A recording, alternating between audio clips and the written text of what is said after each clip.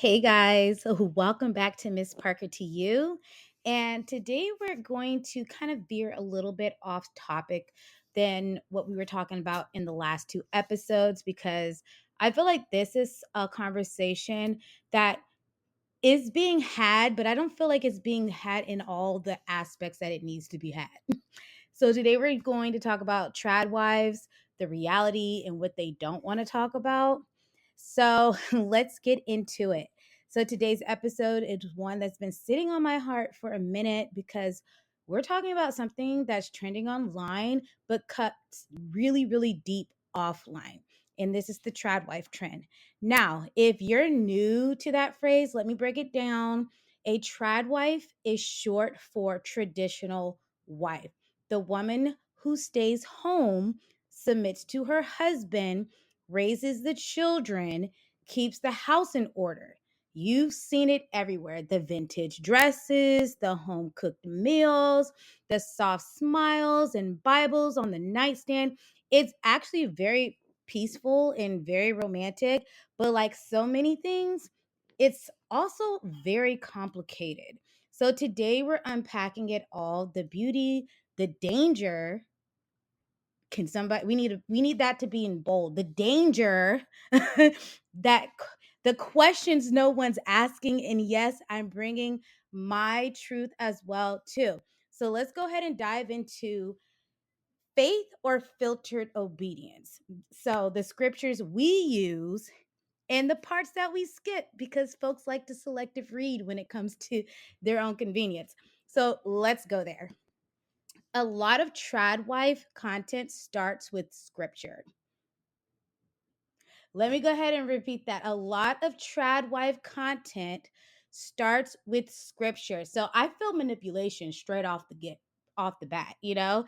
And for some women, this life is a calling. But here's the truth.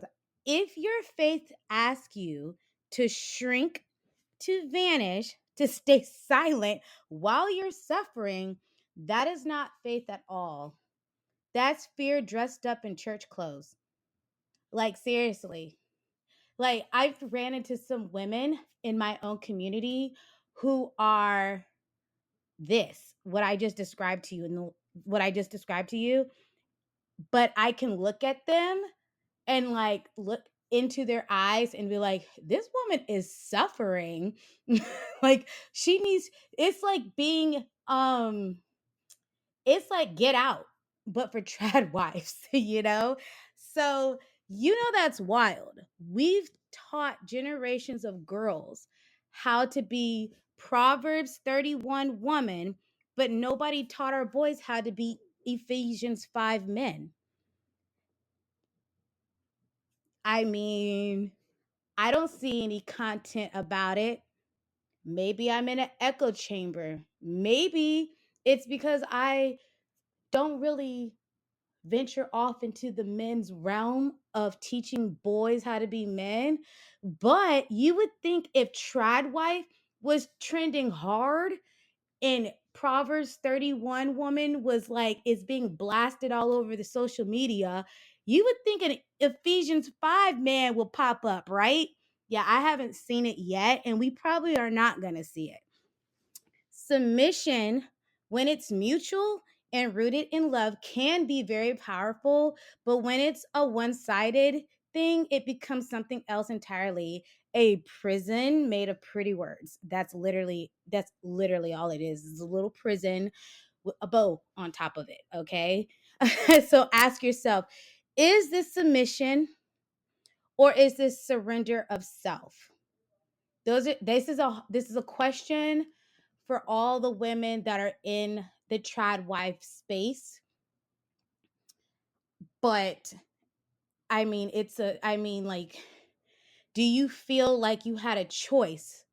Do you feel like you have a choice? Because I also understand some of the religions out there, like the Mormon religion. I've talked to women who were in the Mormon faith, and they said that they were raised to be like to be a trad wife. Like, when they're asked as little girls, they're supposed to say, I want to be a wife and mom. That is their aspiration. That is supposed to be their life goal. And that's like asking a child, like when you put it package it like this. You tell a child, "Here is a Snickers bar. It's it tastes good, it looks good, but it's extremely hard to chew, and you could be allergic to the peanuts. Your teeth will fall out faster. You'll get cavities faster because it's so chewy, it sticks to your teeth." Or you could have a lollipop.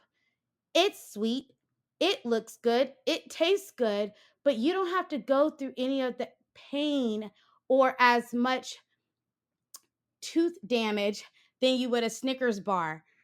Which are you going to choose? Of course you're going to choose the lollipop because it's packaged in a manner to where it looks good. Of course you're going to choose to be a stay-at-home wife and mom because it's easier, it's comfortable. You don't have to go out and work and face the hard truths of life versus, the Snicker bar where if you work outside the home, you're going to be a terrible mother because your kids aren't going to see you as much. Your husband's going to be disconnected. He may even cheat on you because you're never available emotionally or psychologically for him, or to cook dinner when he gets home or when the kids get home. You're going to be a failure. So, hell yeah, I'm going to choose the lollipop.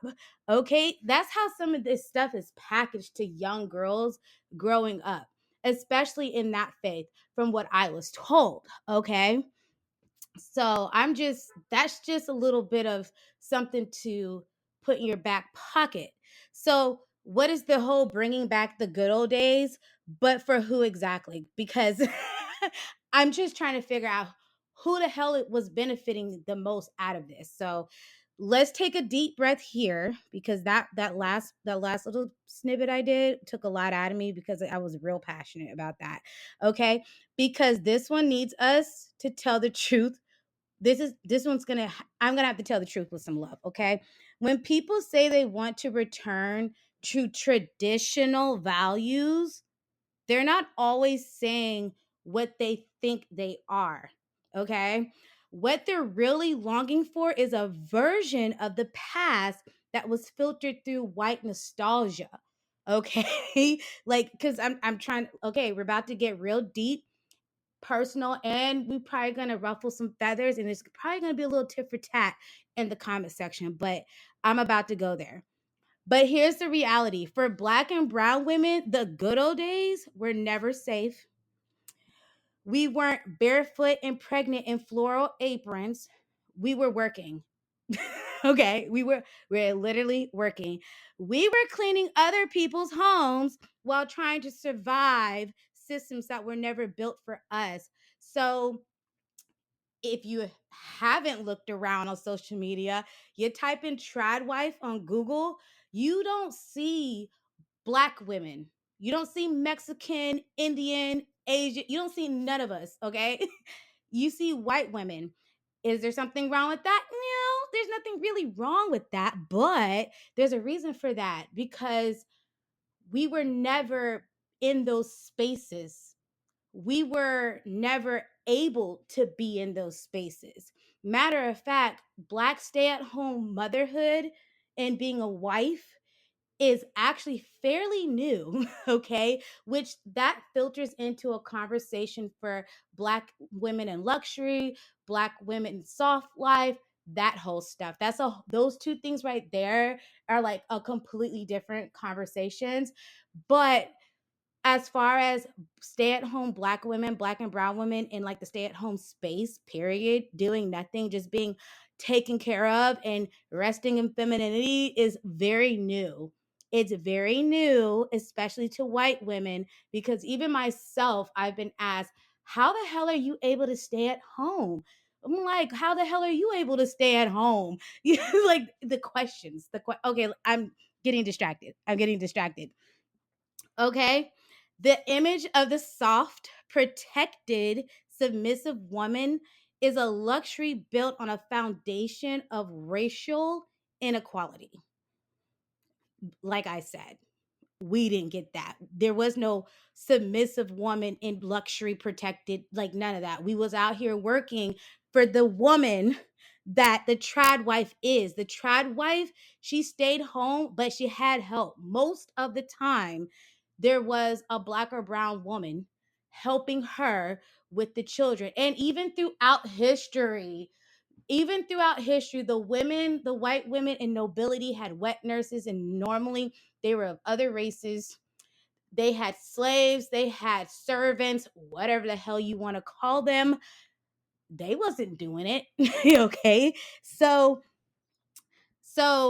when tradwife trend erases women of color from the narrative, or worse, when it expects us to perform this delicate femininity without acknowledging our history, we have to call it out. And there's nothing, we got to call it out, because it's like, I just don't, we can't have trad wife and talk about all women and being inclusive in that space without talking about this part first and getting this out the way, and then moving forward to modern day. Okay. Because if your ideal version of womanhood can't hold space for every woman, then it's not tradition, it's exclusion. Which brings me back to this: there are a lot of white women that I've ran across in my life, my adult life, since I've been married, since I've had children, who really feel that it is very odd and very kind of like, how dare you be a stay-at-home wife and mom like me, as if she deserves to be there in that space and I can't be there. And then it's like, when you ask her, and you ask all these, and you ask them like, what's the problem with that? Oh, nothing. I was just asking because I'm just, living out here is really expensive. So I would think it would take both of y'all. Like, why? Why do you feel that way? And I want to say, is it because I'm a black woman? Because I want to know. I really want to know, is it because I'm black?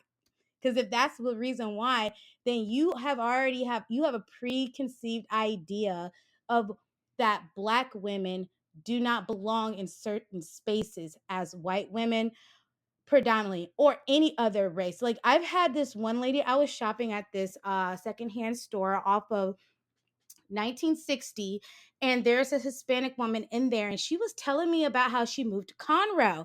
And I was like, oh, that's nice. Nice big house in Conroe on a little bit of land.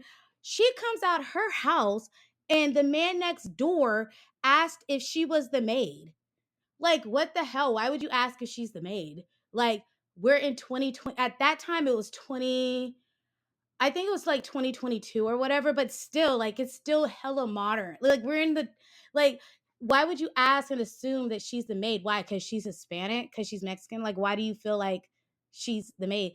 And when she told me that she told the man that this is her house, that her husband and her lived there, the guy was just so shocked, as if like she didn't deserve to be there. Like, that's crazy. That's so crazy how some people really think that black and brown women we're supposed to be in submissive states, like spaces where we're Captain Save a Hoe, we are the breadwinners in our family, we're supposed to be mother, we're supposed to be mother mammy to our husbands. And I just think that is so crazy, which brings me to like, when you do Google black women and trad wife, like all in the same like sentence or whatever, on Google, you get the mammy figure. That's what that is a black woman whose dresses up like an Aunt Jemima type figure, the mammy figure. And she just is a selfless person who caters to everybody. She's jolly, she's always happy, she loves to serve. She is always in servitude and in service. She's the caregiver. She's never taken care of. She's looked to for every aspect of what caregiving is. she's never the love interest. She's never anything. She's never portrayed as a beautiful sexual woman. She's normally portrayed as overweight, black, and like slavery, poverty type person, you know? And it's really sad. But I feel like today a lot of the black and brown women that are stay-at-home moms, like we should probably like let people know that we exist. Hello, like there's space for us in this space, in this so-called aesthetic, right? Okay, so now we're gonna go. I'm sorry, I got real passionate. So but let me tell you, we're going to dive into social media because it doesn't show the shadows of the trad wife. So let me ask you something. Have you ever looked at someone's Instagram and thought, wow, I must be doing this all wrong? Because that's the spell some of this trad wife content casts. You see perfect kitchen, obedient kids, husbands coming home to roasted chicken and praise, but you never see the panic attacks, the unspoken resentment, the days when your worth feels tied to how clean the floors are or whether dinner was overcooked. Social media creates an aesthetic intimacy, but not an emotional truth. Aesthetic intimacy, but not an emotional truth. So, what they don't post is how isolated some of these women feel, how their identities shrink to just mom or wife, how they struggle to know who they are outside of serving everyone else. And that has got to be one hell of a scary place to be. That has got to be, because what happens when your husband dies or he cheats on you or he leaves you? What happens when your children get big and they go off to their own families? Who are you, Stacy? Who are you? Like, what do you do with yourself? That's when you get the women who are empty nesters in their and say they're with their husbands, but they're just living there. You feel me? There's no like real relationship. You're just his living, I don't know, some people may call it a bed wench. Like, I don't know, but like you're just there and you don't have any skills. You don't have any, like, you've never worked anywhere. So like, what are you going to put on your resume? What are you going to put on your resume? Because we're going to get into that too, because what he leaves, he ain't got no insurance, or dies, he doesn't have no insurance, no life insurance. He didn't save no money. You found out there is no money because he's been spending it on other women. Okay. Or he's just terrible with money. Or you are in such delusion to where you are you most of the women are, well, I'm gonna get into that a little later in the modern day traditional stay-at-home wives. But back then, most of the women didn't know anything about the finances. Matter of fact, I don't even think women can open up a bank account in their own name until like 1970. That's not even 100 years ago. Like, women weren't even allowed to open up a bank account without their husbands. Okay. So don't even like, so a lot of women whose husbands were, back then, most women married for comfort before they married for love. They married for financial stability before they married for love. The amount of horror stories I hear from women who are in the ages like of 50 plus are like, yeah, we did it. We survived it, but y'all don't have to live this life. They wish they were our age in our time, because they would be the women that they envision themselves to be. Because privately, they can have dreams and aspirations, but in reality, they would have never been able to live out that. Okay. So, okay. What they, and listen, homemaking can be very holy, but not when it comes a mask you wear so no one sees you cry. Because there's a lot of lonely trad wives out there. And that goes back to the last two episodes, being married but single at the same time. I guess you could just throw this conversation right up underneath there, because this is what it's like for a lot of women who are in these traditional roles, willingly or not. And I say that because, like I said, their religion plays a huge role. Upbringing plays a huge role in a young girl's life when she gets ready to marry. You First off, some of these girls get the shame of being sexually like observant. Like, they're not in some of these religions, she can't show any type of arousal, like any type of interest in like sex, period. Okay. Meanwhile, the boys, it's just a natural thing for them, right? They're told and taught that sex is dirty, it's disgusting, it's sinful. But then when they become of age, they're expected to perform the wife duties. And I just wonder what that looks like on your marriage day, on your marriage night. Scared to death, I'm sure, when you've been told your whole life it was a sin, even even though they probably have said until you're married, but still, like, that stuff sticks to you. And then you're being told that these roles are your role is the Proverbs 31 woman. But what other people don't read in Proverbs 31 at the bottom is like the last sentence. She had help, she had a business, she was praised for how she ran her household, and she was praised for being a businesswoman, even though her husband worked full time as well too. Nobody talks about that, because what that says right there is that you can, as a woman, you could stay at home and you can get help. That means you can hire people to help you. Nobody said you had to pick up a broom. Nobody said you had to always watch your children. Nobody said that you always have to cook. Nobody said that, okay? Especially if you were raised to marry for financial stability. Okay, well, financial stability and mental health go hand in hand. So if I'm overwhelmed, I'm paying for somebody to come do this shit. So, and then they don't talk about they don't want to talk about Proverbs 31 woman having a business. They don't talk about that. Why? Because that talks about the independence of woman, of a wife, and in certain time periods. And unfortunately, and still to this day, some men don't want their women to feel like they can be independent outside of them. They want them to be solely dependent, because that whole cleave to your spouse when you leave your parents, that can be taken out of context.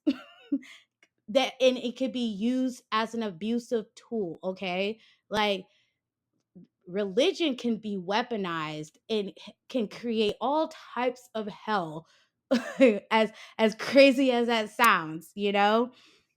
So yeah, so let's talk about the fantasy. When the fantasy falls apart, let's just talk about the fantasy, because everybody was telling me on Facebook, like, what's wrong with living in a fantasy? Okay, so fantasy is fake. So you get home, the wedding's over, everybody had a good time, y'all ate cake, y'all danced, y'all laughed, you kissed, you took the pictures, y'all drive home, you're in your beautiful home. This is before kids, right? Because God forbid you get pregnant before you get married. So this is before kids. You get home, you cross the threshold, and then that's when the true colors of the man usually shows, because at that point, depending on how he was raised, what he saw as a young man, what he was taught I don't think Ephesians 5 was drilled into these boys' heads, some of them at least. He gets home and he automatically, because you have to also understand, some women, if you're in a traditional role, I assume you never lived with your husband prior to marriage, because that would be considered a sin, and that would be considered not traditional, right? Because we can't just we can't just talk about traditional womanhood or wifehood and not talk about, okay, what leads up. That woman was raised a certain way to want to carry out this certain role, right? You weren't living with this man prior to marriage. So like when you get home and you didn't, and I know for a fact you probably didn't sit down and give him your expectations, because most likely women who are in this role, who who are in this role, and it was built into them to be in this role. They were not taught to give no man any expectations of what they expected from him. And normally they're watching their mothers, how they treat their husbands and their brothers, okay? So you get home and you realize, oh, I know what I got to do. But that reality hits real hard when you don't have your mom around, you don't have your sisters around, you don't have no family around. And you were raised to think this man is going to keep you safe and secure, and you end up finding out that he's a bastard. You end up finding out that he is an abusive person, because obviously he's not going to show you that, or show you. And he probably didn't realize that until he's like, some men, they get married and they think, okay, I'm married to you now, so I have full ownership of you. You know, you are my wife, you are my property. There's a lot of that mindset that nobody talks about in this trad wife trend. The women aren't talking about that aspect of it. This is why I say social media trad wife is a completely different, more of a fantasy version of what a real traditional wife probably goes through on a day-to-day basis. Her highlight reel is probably 20 minutes of her day. This social media influencer whose husband walks in with a fucking waltz with bags of Dior and shit, that's not real. That's a fantasy. This is what the abused woman or the abused traditional wife dreams of. Okay, this is what their dream is. This is their fantasy. You're living a fantasy, but there's a reality. Okay, and is every traditional marriage like this? Absolutely not. They're not. But there's a whole hell of a lot of them that are. So you walk in, you figured out that, okay, I know my marching orders. I'm supposed to keep house, be, ready for him when he's ready and all this shit. But okay, so months go by, everybody's happy, years go by, and you're realizing, oh, damn. I don't have I'm like, I feel you feel trapped in four walls. You don't get sexually pleased, because a lot of these women I speak to, their husbands aren't going out their way to make sure that they're orgasming when they're having sex. It's literally a one-sided thing. Okay, then you have then, because of how these women were actually raised to be in traditional roles, you don't question your husband's whereabouts. You don't ask him why he stayed out late. You don't ask him none of those questions. You don't look at his phone. You just take your happy ass into that kitchen, you put on that apron, you smile, and you make that dinner, and you serve the family, and you do it over and over and over and over and over and over. Okay? So now we have that conversation. Let me bring you home to my home. Okay? So, first, let me go back. Because I kind of went into a tangent right there. Let's talk about the women who gave up their dreams, their credit, their careers, and then got left or cheated on or lost their husbands without a plan in place. Okay, so then you have the traditional wife who was actually a regular modern woman who wasn't raised in some weird psychological fuck up stuff, right? Then you got regular women, and they get married because like I'm telling you right now, there's a lot of young girls that are on social media watching this trend, and they cannot wait until they bust down that aisle, throw on that dress, and like get thrown over the threshold, marching into the house with their husband. They can't wait for that. It's like a dream because they're like, I'm gonna be well taken care of. He's gonna do this, Dior that, Chanel that. We're going to just have a big old happy family. I'm going to be so excited cooking dinner and da da da da da. Will it all be perfect?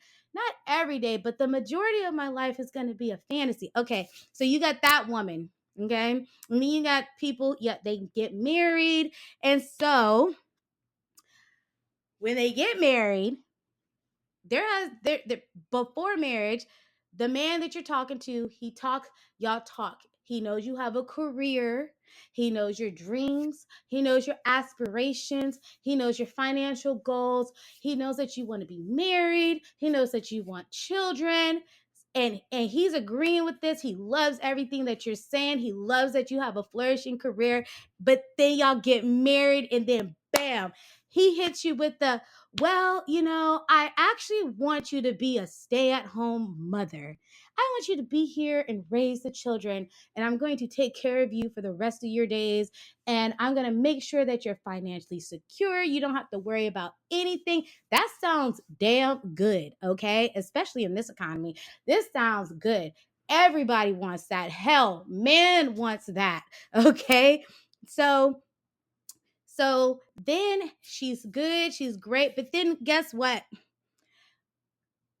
Most of these women are getting married in their mid 20s, okay? This is the time where they're building their career, they're building their financial security for themselves. Most of these women get married between the ages of like 21, some as early as 18, but 21 and 28.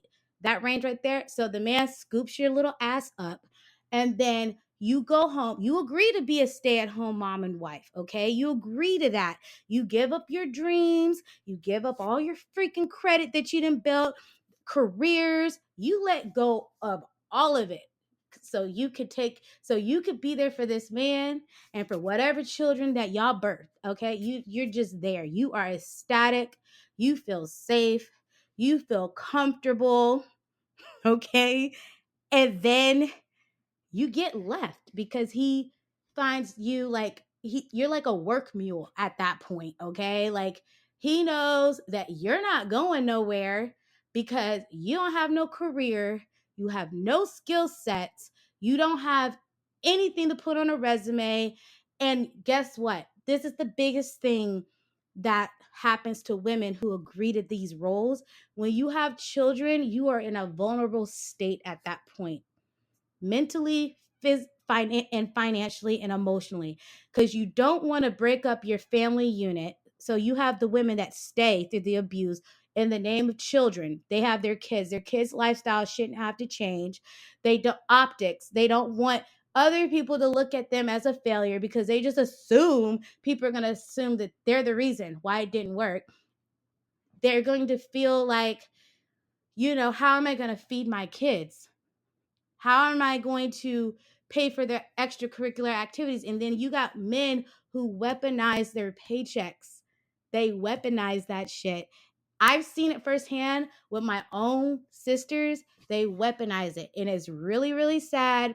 And it's really, really scary to know that you could literally not eat.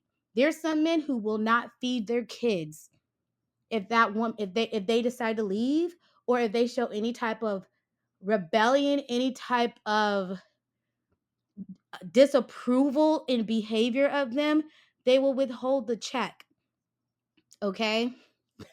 It's crazy and it happens. And these are some of the things that I feel like these tradwise social media influencers, is if they're actually really living this lifestyle, they should probably start talking about this type of stuff, because and like letting young girls know that yes, it's a beautiful thing to be married. Yes, it's a beautiful thing to want to raise a family up, take care of your husband, take care of a house, and do all of the fairy tales that we were raised to believe, okay? the fantasy. It's okay to want those things, but you need a plan B. Or at the very least, understand what the risks and all the variables that go into this. Like, there's so many variables. If you get on YouTube, all you have to do is Google trad wife regrets. Most of these women are getting divorced in their 40s. Their husbands are leaving their asses for women that are younger than them, for one, and they're with no children at that. They're leaving them for women that have no children, that are younger than them, that are wide-eyed and bushy-tailed. Meanwhile, he strips you after he done broke your ass down, took away all your self-confidence, took away all your financial security, left you with the children because most women fight for custody. Here, I'm going to give it to you, but with no resources, nowhere to live. Those are real stories. Like, those are real. This stuff is happening today as I'm recording this. This is what's happening. So and I'm excited to hear that there are women who have gone through this that are finally speaking out, because 30, 40 years ago, if they dare said anything like this, they would probably get beat to death, looked at like they're crazy, but put in a psych ward. Husbands are fucking crazy, okay? So and like I said, not all men are like this. Not all marriages are like this. But we can't dismiss and ignore the fact that there is a good part of the society that we live in where marriages are like this, okay? Okay, so like I said, they could leave you, or God forbid he dies. Okay, so what's the plan? Because you was raised to believe the man's the plan, okay? I don't know where that even came from, because I'm 34. I'm 34, and I knew the man ain't the plan when I was growing up. Maybe it's because I was raised by my grandparents. Most of the girls around me knew that you have to have some financial security. And you know what I think it is? I think it's because our mothers told us this stuff, probably in private, because they've watched their mothers, which is our grandmothers, go through a living hell. And I've noticed a lot of these boys, a lot of these young men who are in their 20s and 30s, they want a traditional wife. They want what their grandmas were. They want mamas. That's what they want. They want women to be like their mothers were to them, or their grandmothers were to their grandpas, or whatever. That's what they want. But what they don't have normally, for somebody to accommodate that, is, one, sense. They ain't got no damn sense. They don't have enough money to take care of this woman in the event that you want her to be at home. Okay, well, most family units cost 100 grand a year to live today. Okay, and that's barely making it, in my opinion. So if they want all that, they want all this love and coddling, and this, they want the mammy treatment. That's what the hell they want. They want the mammy treatment. But you also got women today who are put on game by their mothers, because their mothers watch their mothers get probably abused, disregarded for her efforts, never seen, and was just basically a doormat.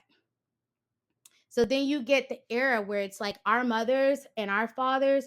Well, the mothers become a little bit more free, a little bit more, a little bit more radical.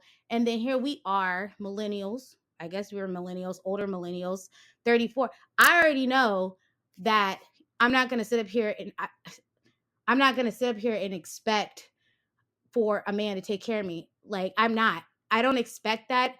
If he would like that, great. But there's some things that I have, some rules that you have to follow, some expectations. But we're going to get into that, okay? So that I'm just judging anybody here. I'm just talking reality, okay? Love is beautiful, but it's not a plan. Love is an action for one. Okay, people keep trying to put love under a as a feeling, and love is not a feeling, it's an action. If you love somebody, you choose to do these things. You choose to take care of them in the manner that they want to be taken care of, by in the means, within y'all's means, obviously. And it's a mutual, it's a two-way street. Okay, you can pray together, you can grow together, you can thrive together, but you still need protection in peace, okay? Because loss doesn't ask for your permission. It does not. It does not ask for your permission. So, girl, no one should ever have to start over with no money, no support, and no idea how to stand on their own. That's not failing at submission. That's the system failing you at the end of the day. So let's shift gears, and I'm going to bring you into my world. I'm a modern day, I guess you can say, trad wife. And here's what that really looks like. So I take care of my husband, and we have one child, one son, and one on the way. And we have our own space, right? I love nurturing all of it. I love it. I love slowing down. I like the slow living. I love creating a soft place for my family to live in. But here's the difference. Tiffany Parker, did not disappear, okay? I did not lose myself in motherhood and wifehood. I did not. Because if my husband was to leave me and my child was to move on with his life, I'm still a whole person. I still have Tiffany. I still have my hobbies. I still have my passions. I still have friends around me. You don't ruin. That's another thing. Stop. A lot of these women, my man, my man, my man, when they get a man, and they completely disregard their friendships that they built over the years. They disregard their sisters and their family altogether because of my man. Okay. Like, they need to have a shirt that says my man, my man, my man, and then a giant ass clown at the bottom of it. Okay. My husband does support me, pours into me all the time, believes in what I have to say. And because of that, I have built a business. Okay. I'm able to do what I'm doing right now, which is talking to you. I'm able to host my community events because my idea, you want to hear my fantasy of what traditional wife is looks like to me. I get to stay home. I get to create the space, the atmosphere in my home. I get to spend time with my kids. I'm available for my husband. I get to go out into society and I get to brunch with the other neighborhood ladies. I get to host community events. I get to do all these little things. I get to bake. I get to make the sourdough. I get to throw the parties. I get to do all of that. That's the fantasy, right? Okay.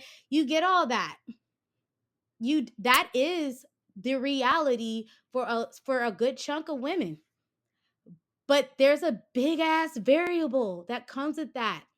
It's the man that they marry. Because if you marry a man who supports your ambitions, funds them. When I say support, not just say, yeah, babe, rock on. I love what you're doing. Okay, great. I love that you love it. I love that you love it. But I'm going to need to check with that. Okay, so he supports you on paper, he supports you financially in your endeavors and in your dreams and aspirations. Okay, that's why you have what I would consider the traditional trad wives. Now, let me tell you how this all circles back to the social media crap. Those women are making money on the platforms. They're traditional wives, okay? But they're more like modern day traditional wives, okay? They have content creator of jobs. That's their job, is to create this aesthetic on social media brands come in and like give them products. I don't give a damn if it's a KitchenAid, or a mop. Okay, it fits the aesthetic. She gets to cooking and cleaning with that stuff. Okay, so they're working stay-at-home moms, because a real trad wife in the traditional sense, you would not see them on social media doing all of this. You will not, they're not going to be able to do all of this.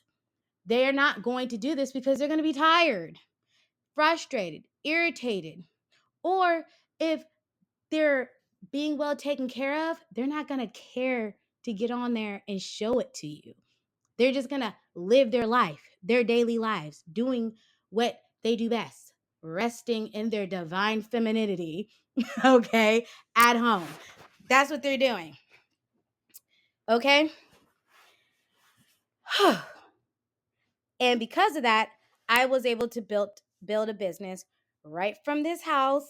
I lead, I write, I dream, and I grow. Your husband has to be supportive in your dreams and aspirations. He can't just expect you to be a living maid, because there's some men who that's all they expect, to be waited on hand and foot. They don't care if there's any financial security when he's dead. As long as there's some money when he's alive, he's a-okay. Okay? Submission in our home looks like a mutual surrender to each other's dreams, not necessarily like it's all about me, all about me. Now, have I spent way more money into what I've built for my business? Yes. Than what Jeremy has built into his dreams? Yes. But it's not like it's all one-sided all the time. Okay? That's the kind of traditional I believe in, where we hold space for each other, where I'm not just covered, I'm celebrated. Because some women feel like just because they're married, they're covered. They're not. Yeah, you may be covered in the aspect of society uh optics. Oh, she's married. She's, you know, the pinnacle of success. She's got children. Oh my God, she's a great wife. They just got the perfect family, little house on the prairie, white picket fence, all that crap. And it's like, yeah, you're covered. You may be covered spiritually. You may be covered financially until you act up or till you disagree.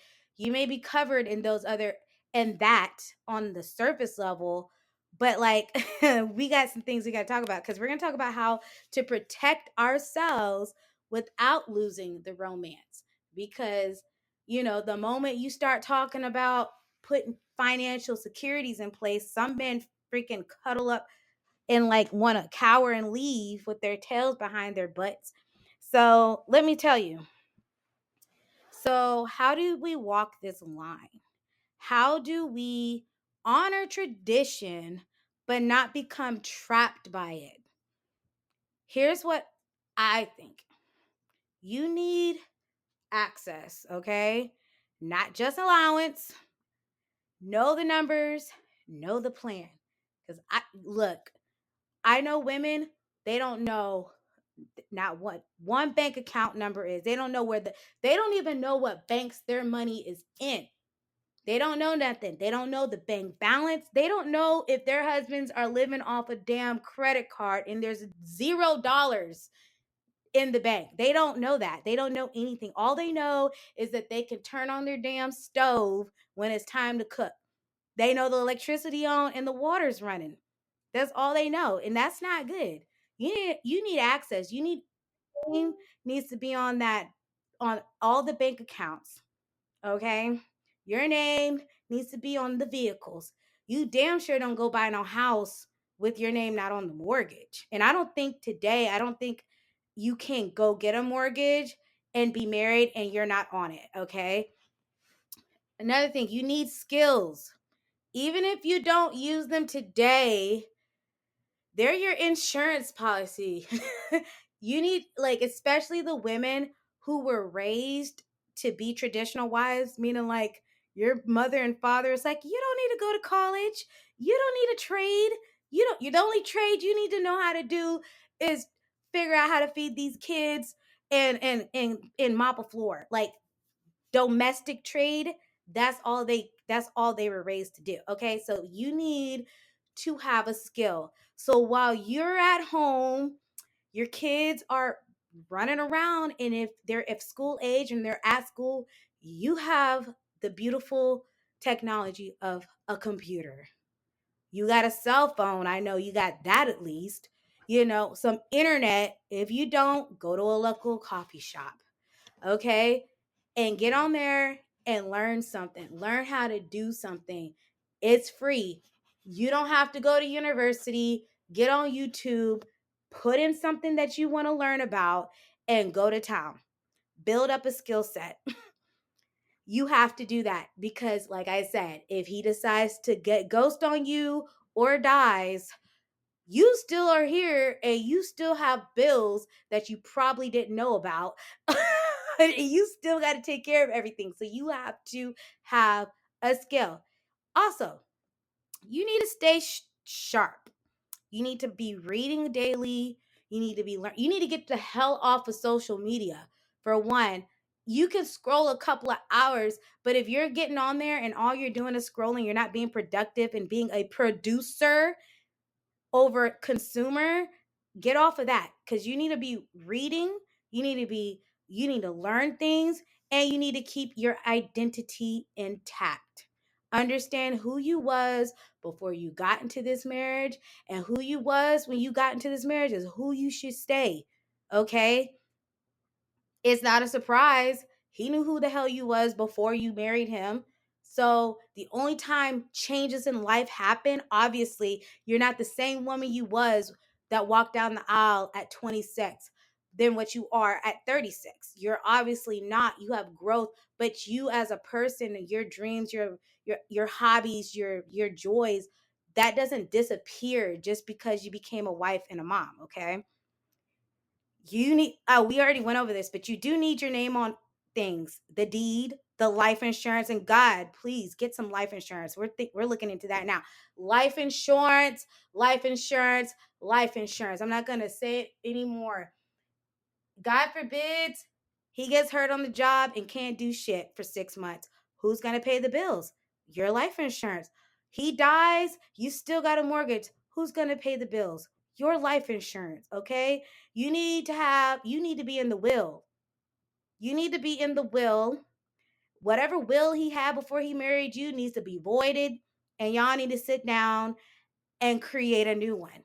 If y'all don't have one, even we're going to do this. If you ain't got one, you're going to get one today. And then you're going to take that piece of paper and you're going to go down to the courthouse and file it. That's what's going to happen. So then if something happens to him and he dies, you know that on that piece of paper, everything's going to you and your children, and you don't have to fight his family for shit. Okay? All of it. Everything, all assets, everything. Anything that you drove, he bought with a credit card, everything is yours. It's yours. And some women, they don't think that. Some men, they feel like if they swipe their debit card with their name on it, that shit belongs to them, when in reality, it belongs to us. If you get a prenup and y'all agree on what gets divided in the event that it don't work out, then that's different. But when you don't do any of that stuff, what I just talked about, that has to happen for your own security. That's your protection in this trad wife world that you're living in, okay? And you need people, a village, a community, a lifeline. Don't cut off your friends. Don't cut off your family. Stop acting like there were never people before him.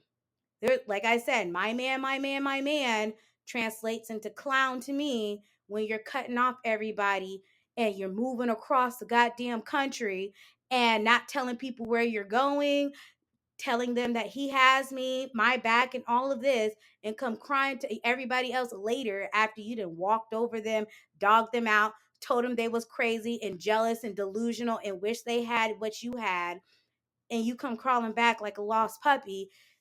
Like, don't expect to be embraced, okay? Keep the people around you close to you, if not closer, after you get married. Because in this, I can say everything I said today because we're in the modern world can apply to men too, because there are men who get married and leave and don't work. They're stay-at-home dads. That's not a traditional role, but there's the reversal of this.